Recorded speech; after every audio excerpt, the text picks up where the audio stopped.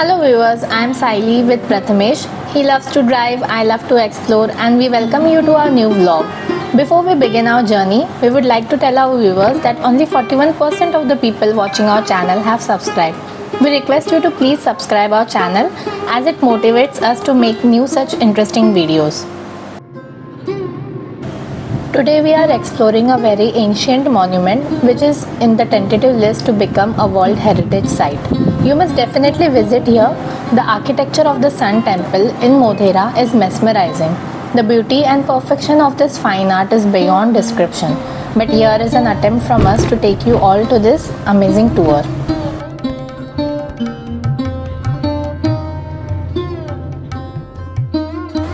In our modern history, all the researches conducted on historical monuments and cultural heritages of India about the ancient and historical monuments, whatever they should have said actually about their science, designs and architecture, did not say everything in a prominent way. Like today, how we know about Taj Mahal, Delhi Red Fort and the Fort of Agra. Today I am going to tell you about the Sun Temple that is situated at Mehsana in Gujarat, which is also known as Modhera Sun Temple.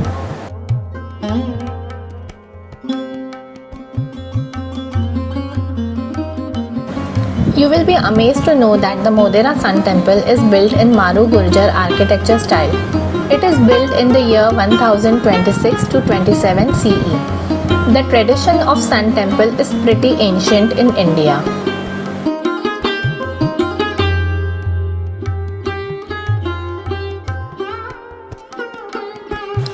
The significance of the Sun Temple is that it is situated on the northern hemisphere of Tropic of Cancer, which is 23.5 degrees northeast.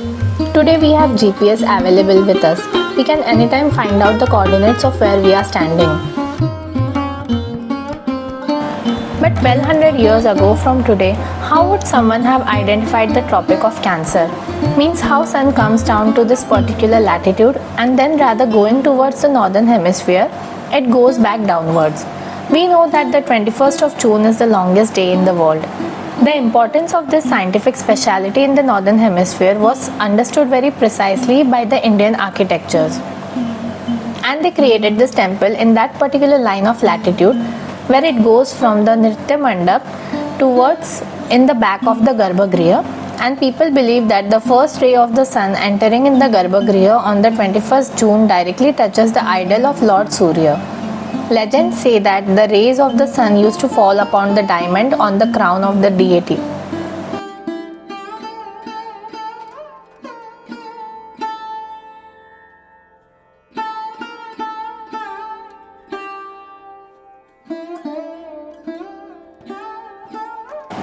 At that time, the entire Garbhagriha used to be enlightened by that. Now you can understand that our ancient architecture had not only astronomical prowess but also geometrical designs that allows the incident of 21st June. The sun rays come in a straight 180-degree line and it is preserved today in the form of this temple.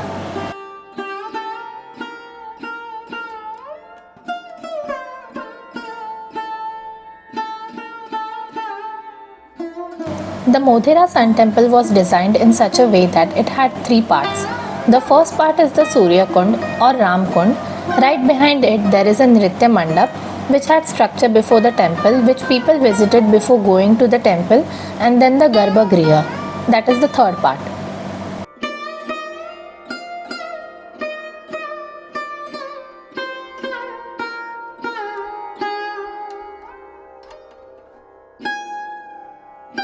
This is called Surya Kund or Ram Kund and it never gets empty of water. This kund is an incredible piece of art in geometry itself. Here you can see that it has exactly 108 temples, small and large combined. There is an importance behind keeping the number of temples 108. There are 12 moon signs and 9 constellations. And if you multiply them, you get 108, and considering the distance between the sun and the earth and so many other scientific facts, 108 temples were created. And these steps were also created in such a way that they all perfectly fitted geometrically. It is believed that whenever any devotees came here, they used to take a dip in the kund and bathe first, because when it was being constructed, the waters from all seven seas and other holy water from many rivers were poured into it.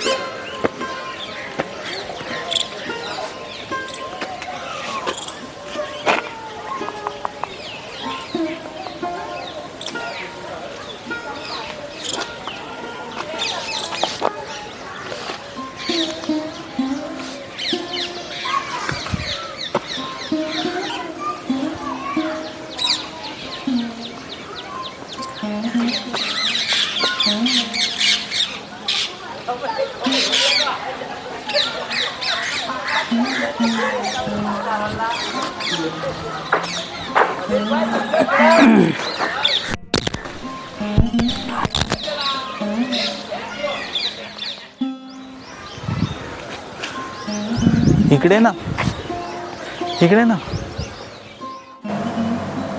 The most important speciality of the Garbhagriha is that it is designed to complement all the 10 directions all around the temple. 108 in multiples of 9 elephants have been created all around the temple.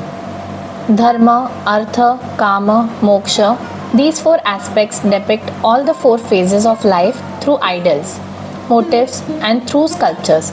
This is a beautiful attempt. This temple is a symbol of religion. At the same time, whatever structure of education is seen here is also scientific.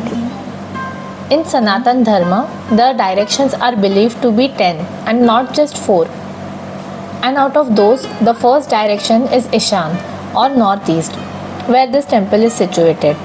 There are 12 idols of Lord Surya on the outside, which depicts 12 months of the year.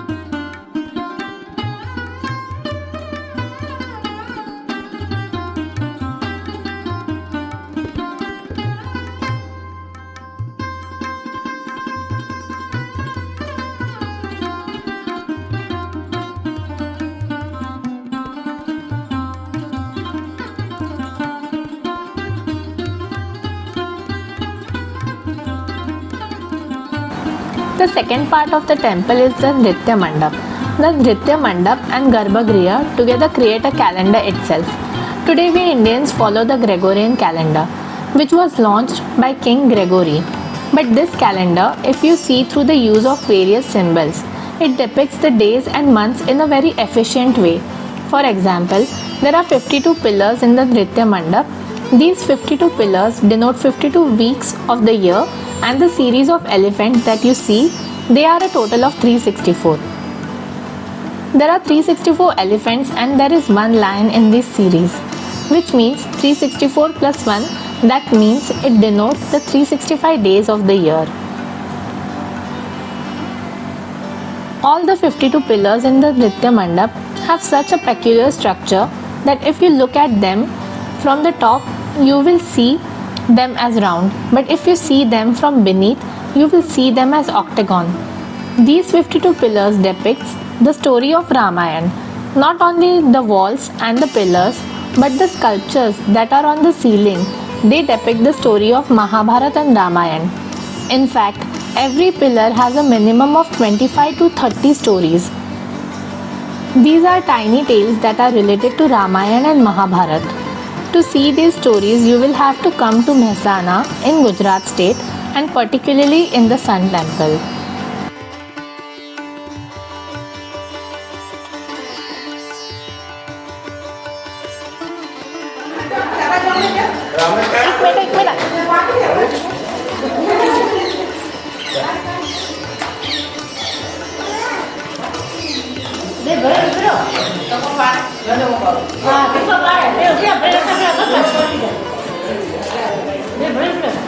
The carving work done in this temple have the most beautiful example in the ceiling.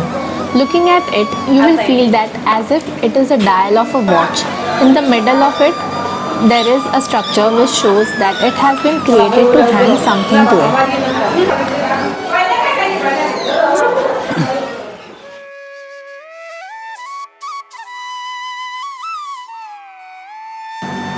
Today we Indians are crazy about Chinese technology feng shui, but about 1200 years ago, based on Vastu Kala and astronomical positioning of the planets, there were technologies to identify directions in the temple through the use of Jyotish.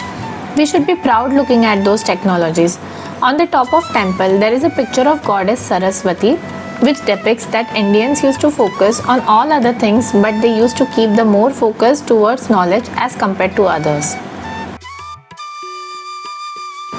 But it is our misfortune that cruel, ruthless, fanatic and illiterate invaders such as Alauddin Khilji destroyed this beautiful place and an incredible example without realizing its importance. According to Hindu traditions, people do not perform puja in the ruins of a temple. That is why today there is no puja performed in this temple. Alauddin Khilji may have destroyed this temple with cruelty and brutality, but government of Gujarat is constantly developing this temple. It is a protected monument under ASI.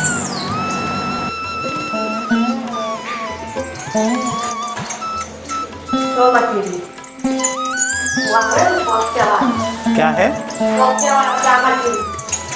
ये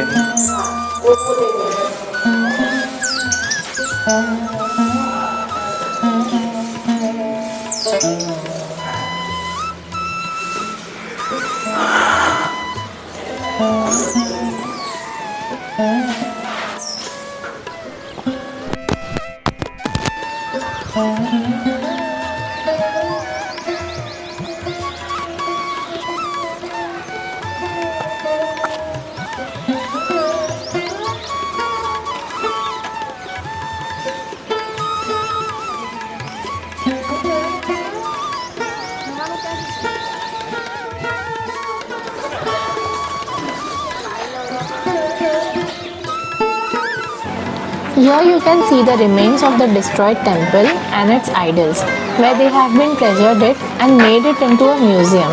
Unfortunately, we could not visit the museum from inside as the timings were from 10 am to 7 pm. There is no entry fee for this museum. However, the entry fee for this Sun Temple is INR 25 for Indians and INR 300 for foreigners. There is also an ample amount of only paid parking space available for INR 30 for private vehicles.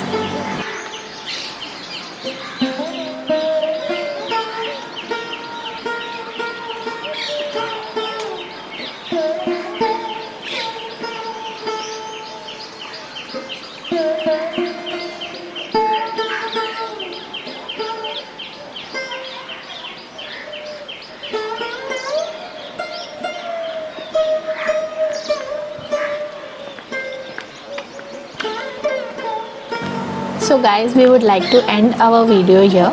Please like, share and subscribe our channel and keep sharing your love. See you soon in our next video. Stay tuned.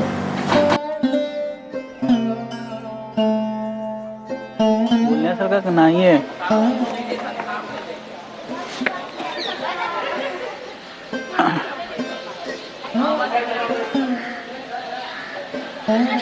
The carvings are so nice.